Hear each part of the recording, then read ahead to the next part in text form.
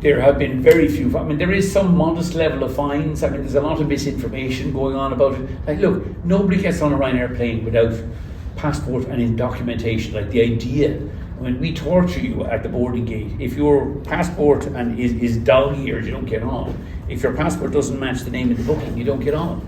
So, but you know, it is not where the illegal immigration is coming from. Most of it is coming across the border from Northern Ireland. But we do have cases where people get on board our aircraft and they flush the documentation down the toilet, either on board the aircraft or in Dublin Airport after arrival. You know, we've had this utterly I don't know what it is, Monty Python-esque action by the Department of Justice that there are people meeting the planes.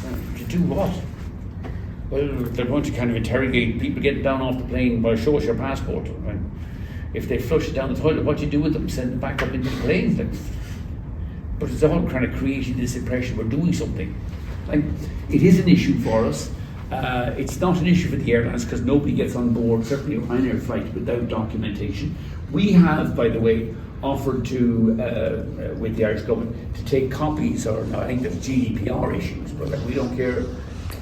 We will take, if they're really worried, what we should do is have every passenger aboard an aircraft should submit their passport ID, you know, as part of the booking, and we'll send it on to the Department of Transport. So if somebody flushes it down the toilet, here, you go back to the airline, we give you the ID. It doesn't, but ultimately it doesn't make any difference. We still have a problem with people travelling here illegally or illegally. I have a lot of sympathy for the Ukrainians, and I think we should be looking after the Ukrainians.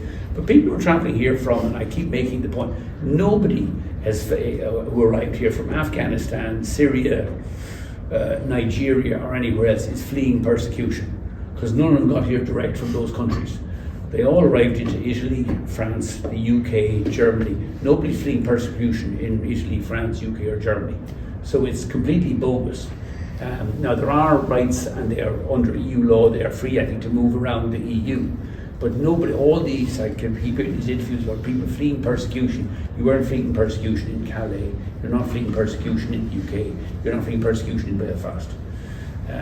But we do need, and I think all of the European countries need a system where we take these people in. If they have a valid case, they should get in. If they don't have a valid case, they should be returned the following day.